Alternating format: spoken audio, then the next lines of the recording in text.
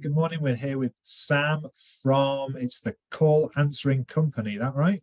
It is, yes. Excellent. Thanks very much for joining us, Sam. If you'd just like to give us, a little bit of information about your business, who you are, how long you've been running for, please.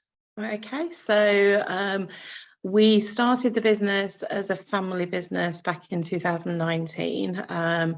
It's myself, my eldest daughter Emily, and my husband Andy who run the business. But Emily and I are the ones that actually are hands-on managing. Andy deals with our sort of back office stuff, etc. And basically, the whole point behind the business was as a VA, which I was doing for about 12 years before that. I often would get asked by clients whether or not I could deal with their inbound phone calls, and didn't feel that that was a service I could offer, mainly because I didn't have the infrastructure for doing it, let alone the time for doing it working on my own. And I was also finding as well, when I had downtime, either to go away or just taking a day off, it wasn't really a day off or a holiday, because I still felt like I had to answer my phone. And I looked at what service providers were out there, and I didn't really like any of what I found. It was sort of like the big call centres or people that were in a similar position to me, so sole traders, etc., that I didn't feel could give my business what I wanted it to have. And after speaking with somebody who'd done a business like this before, and picked her brains a bit, we sort of decided to just go ahead and do it ourselves. So what I was doing then just changed completely. And we started off literally jumping in as ePens, offering a 24/7 service, which was quite nerve-wracking to say the least, because it literally was just myself and Emily to start with. Yeah. And we quickly brought on board 3 part-time staff, and partnered up with another couple of answering services who wanted us to take their out of hours. And yeah, we literally grew at a rate of knots. I mean, by sort of like February 2020, we'd got 100 clients on our books, which was pretty amazing, really, but also quite taxing. Yeah. And yeah, it was just mind-blowing how fast it all sort of went to start with. We were doing everything from just literally answering somebody's calls and taking a name, number, and message, through to literally being that company's only point of call, and doing everything for them, booking appointments in, you name it, we did it. And then COVID, when everything changed. Yeah, going to ask you about that. How did that affect the running that you'd started? Quite a lot, really. In January 2020, the office that was next door to ours became available. So we decided to move into there because it was about 3 times the size of the room we had. And even though we felt it was too big for us at that stage, we thought, well, we're growing, so why not? And it was a really good job we did, because obviously when COVID hit, we tried to do remote working. We'd gone out, we'd bought all the desks, and we'd obviously got office chairs anyway, but we'd bought smaller desks that could fit into people's homes. We arranged to move equipment to people's homes, which was interesting in and of itself, because we had to do remote setups. So, you know, we had to be on like a Zoom or something with them, guiding them how to plug all the computer equipment in and put it all together. So that was interesting. But we were finding that people were having problems with their internet. And when you consider that our business is totally internet based, so all calls come through a VoIP system, internet's absolutely critical. So one of our team members was in an area that wasn't brilliant for Wi-Fi. And even her landline internet was difficult to, like, I'd say it wasn't stable, basically. And we found that we had to look at another way of doing it. So thankfully we had the bigger space. We were able to dismantle all the desking that we had in there at the time and put in individual desks nicely spaced out to meet all the rules that were in place at the time. And we brought them back into the office, which was great because literally, albeit it was a managed building and it was multi-tenanted, we were the only ones in there. So we didn't find, yeah, it was lovely. No problem parking ever. Yeah. But yeah, we found managing the team back in the office a lot easier. Emily and I were able to work from home because we had stable internet. So we kept only the people in the office who had to be in the office. Anybody that could work remotely with stable internet was doing so. But yeah, it was interesting. The impact on the business itself, we felt in the first 2 months. I'd say our call volume dropped by about 50% in the first month, probably because literally everybody just shut their doors, which were the instructions at the time. But then people were finding that they were still getting phone calls. So then our business started to pick up again. I'd say by about June, we were only down by about 20% in terms of volume overall, which we thought was really good. And it just started increasing and increasing. We decided in July of 2020 to move to a different office. I wasn't exactly thrilled with the office space that we had and the management of it. We had some issues. So we moved into the Deep Business Centre in Hull, which was brilliant. It gave us everything we needed, a really nice space. They were really cautious about COVID and the rules. So in the corridor, if you wanted to walk out of your office, you had to stand in your doorway to make sure nobody else was in the corridor. And then only enter the corridor when it was empty. So, and sanitizers literally everywhere you blinked, there was a sanitizer stand. And obviously we had our own protections in the office as well, and screens, etc. So yeah, it was challenging to start with. But once things had sort of settled down after the first couple of months, I don't think that it was really that awful. And as I say, things were increasing in terms of call volumes. We count ourselves extraordinarily lucky because it was a new business. You know, we'd only been going about 6-7 months when COVID really hit us and the lockdown happened. And to still be here to tell the tale is pretty amazing. We are very fortunate. Are you able to sort of recount anything that you've changed that you've kept because of COVID, or is it just a case of you adapted initially, like you said, as to what you needed to in terms of the setup of the office, and then you've carried on as you are, or is there anything that kind of spurred changes that have helped in the long run? When we were still at the Deep, we kept everything as it was, so all the screens were still in place, but we were finding that the team, each member of the team sort of felt a bit more isolated. Even though they could talk to each other, there was no line of sight. And it felt really, I don't know, not the sort of atmosphere I'd want in my office. Do you know what I mean? The screens acted as a real blocker to that sort of interaction. So it sort of diminished the team feeling. And then we moved into the new K3 building on Clough Road in January, and we've got a much bigger office. And it comes with desks that are actually call centre desks. So, because this used to be Empower's call centre, so when they bought the building, they inherited all the furniture with it. And we were able to lay the office out, so the desks are in batches of 4. And at the moment, we've got them sitting opposite on a diagonal.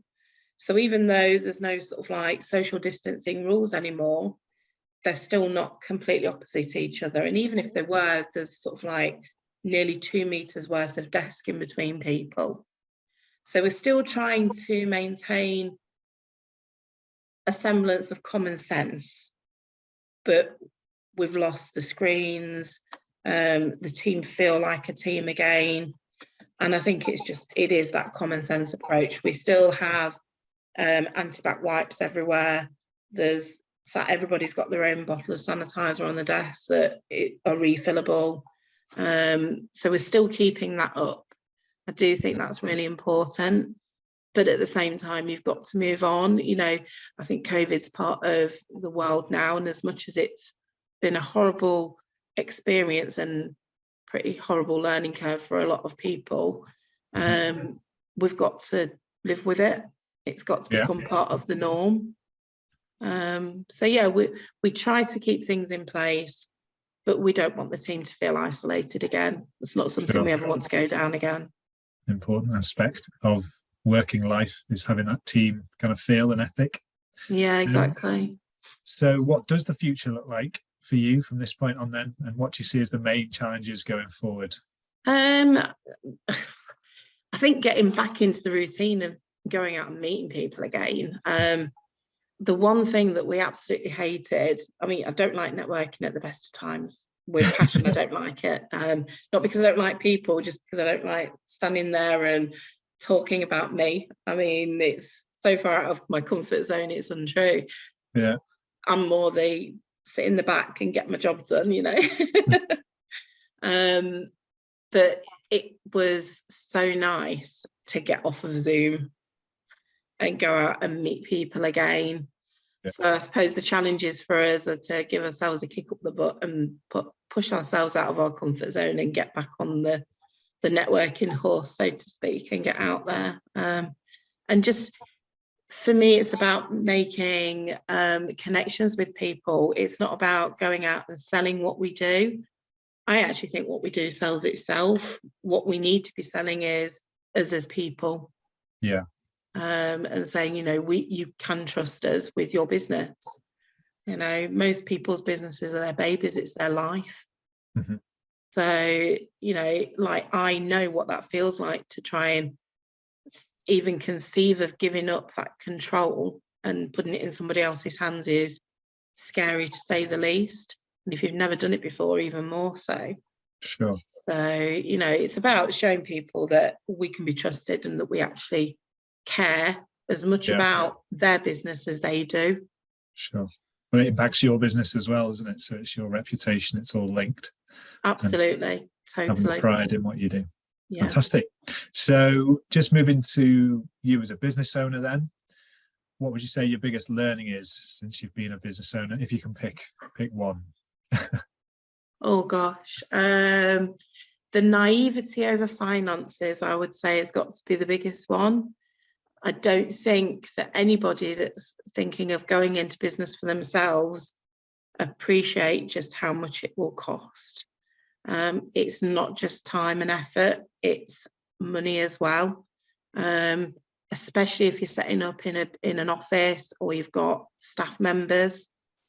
I think people completely underestimate the cost that's involved in it because they don't see it and they think, oh, well, we're paying our staff X amount per hour, so it's going to cost us Y amount.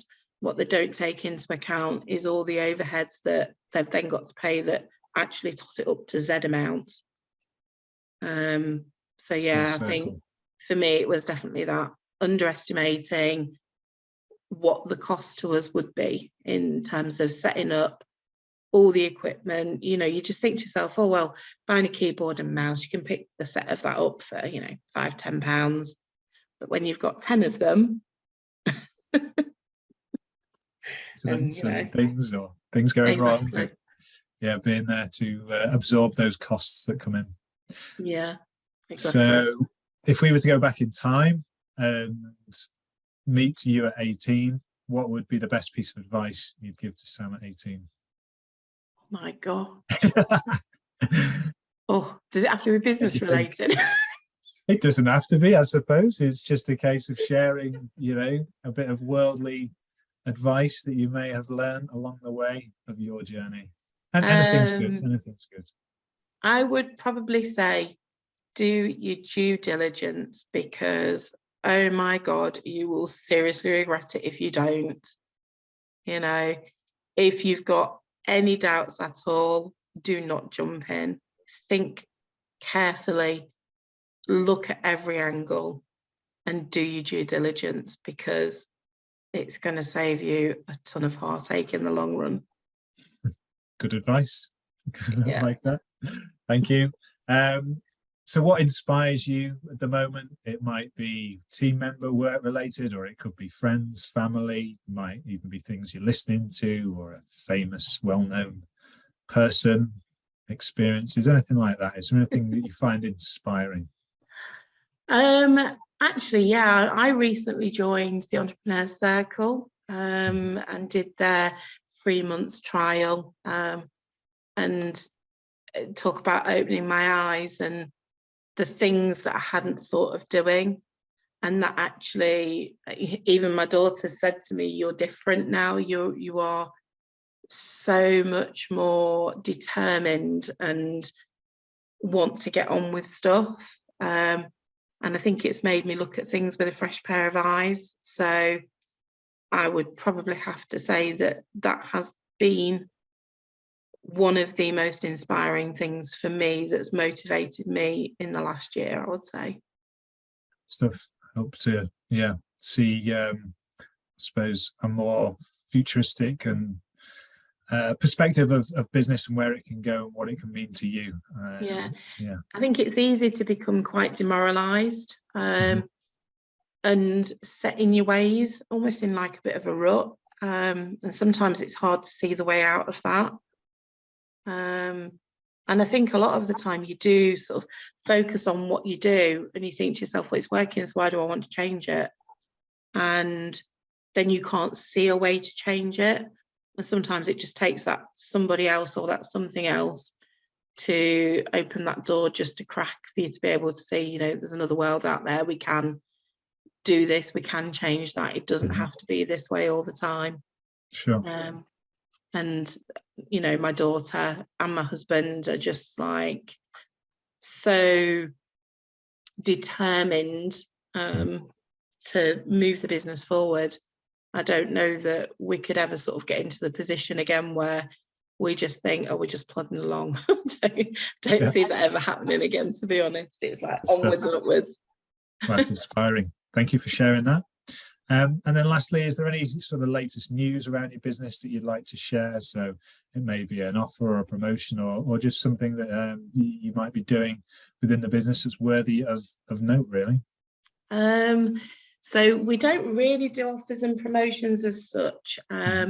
We do offer people a free trial. To a degree, it is only sort of like the basic package that we offer that on. So even though it's a free trial, I don't think it shows us to our full potential. You know, we literally can be your reception team, not just answering your phones. So it doesn't show that to its full potential. And I think we've not pushed that enough. We've not shown people just how much of a help we can be. It's not just, oh, I can't answer that call, I'll let it go to the call centre and they'll send me a message. Do you know what I mean? So yeah, we don't, like I say, we don't really do promotions as such. How do you promote something that I don't know. I can't even explain it. You do what you do, and you, as I say, don't need to attach a promotion or an offer to it. It's just a case of, you know, you do what you do very well and get people to know, like, and trust you through the work that you do, and go from there. That's fine. That's it. Yeah, we are passionate about what we do. We care, and we consider ourselves, once we start working with a customer, that we are part of their business and we want their business to grow and develop, and we want to grow and develop with it. Yeah. So it's not just about us growing our business. We want to help our clients grow theirs, and our service will grow and will develop with their business as well. So it's completely customizable to what they need at the time they need it. And what's the website where people can go? All the W's, thecallanseringcompany.co.uk. Fantastic. Brilliant. Thanks, Sam. Been great talking to you. I really you. do genuinely hope it goes from strength to strength for you, and all the best with it. Thank you very much. It's been lovely talking to you. And you take care. Thank you. Bye.